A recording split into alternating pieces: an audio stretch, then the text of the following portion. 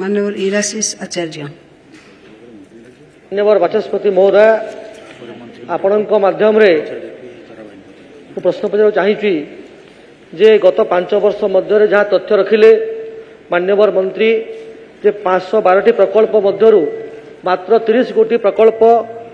कार्यक्षम होबार आंशिक एवं पूर्ण कार्यक्रम होबार आरंभ होईछि तार कारण बताई पारे कि गृह को एवं ता सहित ओडिया युवक युवती निजुक्ति एवं रोजगार पाई कौन पॉलिसी अच्छी शिल्प नीति रे तार विवरणी माननीय मंत्री प्रदान करि पारिबे कि? माननीय मंत्री माननीय विधायक जो प्रश्न अच्छी साधारणतः निवेशक पसंद अनुसार जमी मिलिबा एवं भिन्न भिन्न आवश्यक लाइसेंस और अनुमति पाइबारे विलम्ब परिलक्षित हुए एथिपाई ओ एतद व्यतीत 2020 रु 2022 पर्यंत कोविड महामारी प्रभाव शिल्प प्रतिष्ठा गति मंथर होईछि एवं शिल्प नीति 2022 और शिल्प विभाग द्वारा 13/1/2009 तारीख दिन एक निर्देशनामा जारी होइथिला जोंथिरे ओडिशा रे बसवास करुथिबा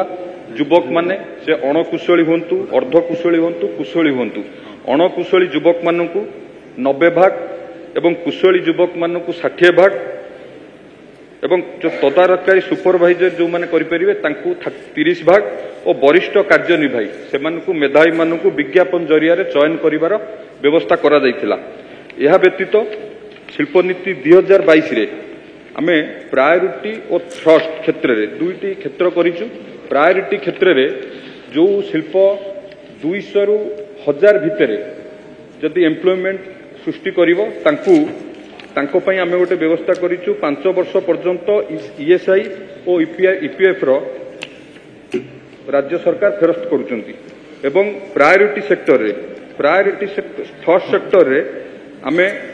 जो शिल्पर थर्ड सेक्टर मान्यता दिया जिवो सेठी आमे 1000 रु ऊर्ध्व युवक युवती मानकु जे नियुक्ति देबे तांकु आमे 7 वर्ष पर्यंत ईएसआई ईपीएफ रो फेरस्त करिवा सहित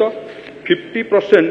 फेरस्त जमीर मूल्य फेरस्त पाई मध्य जदि से विवेचित घोषणा हेले तांकु 50% जमीर मूल्य मध्य फेरस्त करा जाउछि। एही प्रोत्साहन शिल्प मानकु दिया जाउछि जो परि भाबरे ओडिसा रो युवक युवती मानकु नियुक्ति पाई प्राधान्य सेमान दै परिबे।